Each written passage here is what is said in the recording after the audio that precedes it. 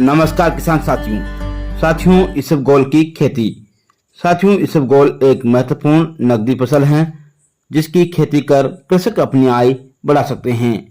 जी हाँ साथियों, इसबगोल एक नकदी फसल होने के साथ साथ औषधीय आयुर्वेदिक फसल भी है। इसका उपयोग पेट की सफाई में, कब्ज में, दस्त, आंव, पेचिश, अल्सर और बवासीर जैसी बीमारियों के उपचार में किया जाता है। किसान साथियों, इसबगोल का पौधा 120 से 125 दिन में पककर तैयार हो जाता है। इसका पौधा शाखा रहित होता है। लगभग 30 से 35 सेंटीमीटर ऊंचाई वाला पत्ती सकड़ी पर सफेद रंग के रोए पाए जाते हैं। साथियों, इसकी बाली की लंबाई 4 से 6 सेंटीमीटर के आसपास देखने में मिल सकती है, जिस पुष्प एवं बीज उत्पन्न होते हैं। साथियों, बात कर लेते हैं इसबगोल की खेती कर किसान कैसे अच्छा मुनाफा कमा सकते हैं। साथियों, सबसे पहले बात करते हैं उन्नत किस्मों की।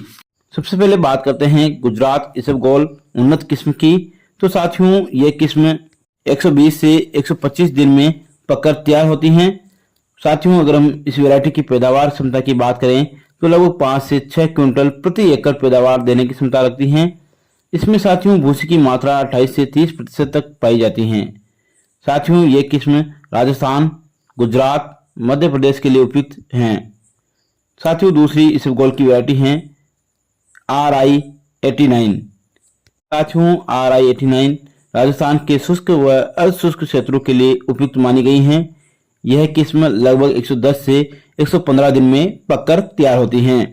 वहीं साथियों, RI-89 की पैदावार क्षमता की बात करें तो यह वैरायटी 4.5 से 6.5 क्विंटल प्रति एकड़ पैदावार देने की क्षमता रखती हैं। साथियों, RI-89 रोगों और कीटों के प्रति अवरोधी गुण प्रकट करती हैं। साथियों, इस वैरायटी में भूसी की मात्रा 26 से 30% तक पाई जाती है। प्लांट की हाइट की बात करें तो 35 से 45 सेंटीमीटर के आसपास इसके पौधों की लंबाई देख सकते हैं। तीसरी वैरायटी है RI-1। साथियों, इसबगोल की यह किस्म राजस्थान, गुजरात के शुष्क व अर्धशुष्क क्षेत्रों के लिए उपयुक्त मानी गई है। साथियों, ये किस्म 115 से 125 दिन में पककर तैयार होती हैं। वहीं साथियों, अगर हम RI फर्स्ट अर्थात RI-1 की पैदावार क्षमता की बात करें तो ये वैरायटी 6 से 8 क्विंटल प्रति एकड़ पैदावार दे सकती हैं।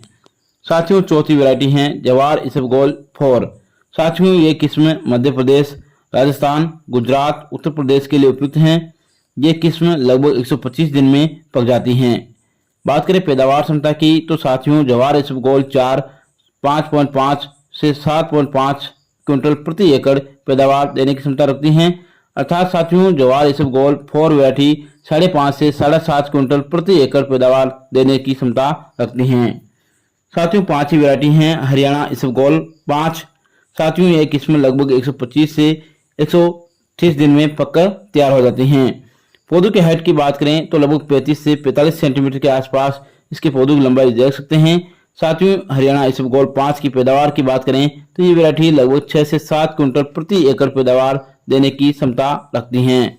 किसान मित्रों, बात कर लेते हैं बीज दर की। तो साथियों, इसबगोल की खेती के लिए 4 से 5 किलो बीज प्रति हेक्टेयर की आवश्यकता पड़ती है। साथियों, लाइन से लाइन की दूरी आप 30 सेंटीमीटर रखें और पौधे से पौधे की दूरी 4 से 5 सेंटीमीटर रखें।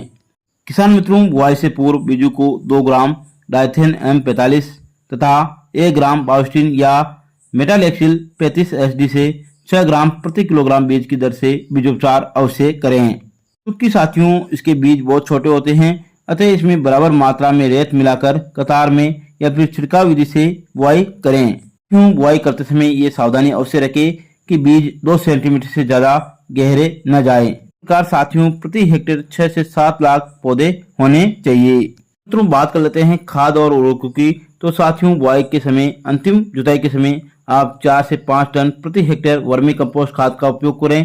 साथ ही 25 किलोग्राम नाइट्रोजन और 40 किलोग्राम फास्फोरस और 20 किलोग्राम पोटास को बुआई के समय में लेवें।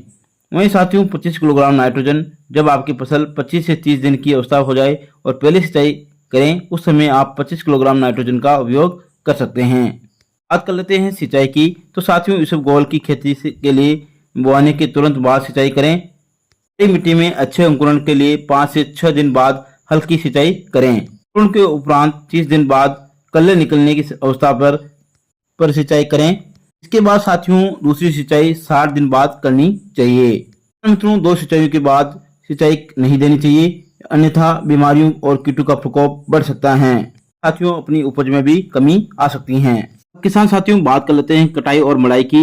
तो साथियों इसबगोल में 25 से 125 तक कल्ले निकलते हैं। पौधों में 60 दिन बाद बालियां निकलना शुरू हो जाती हैं। करीब 115 से 130 दिन में फसल पककर तैयार हो जाती हैं। साथियों फसल पकने का अनुमान पकी हुई बालियों को उंगलियों के बीच में दबाकर किया जा सकता है। पका हुआ दाना इस प्रकार दबाने से बाहर निकल आता है। फसल की कटाई फसल की पूरी तरह से पकने के करीब 1 से 2 दिन पहले ही कर लेनी चाहिए। कटाई सुबह के समय ही करें जिससे बीज के बिखरने का डर ना रहे। अब किसान साथियों बात कर लेते हैं इसबगोल की उत्पादन और इसकी उपयोग की विधि के बारे में।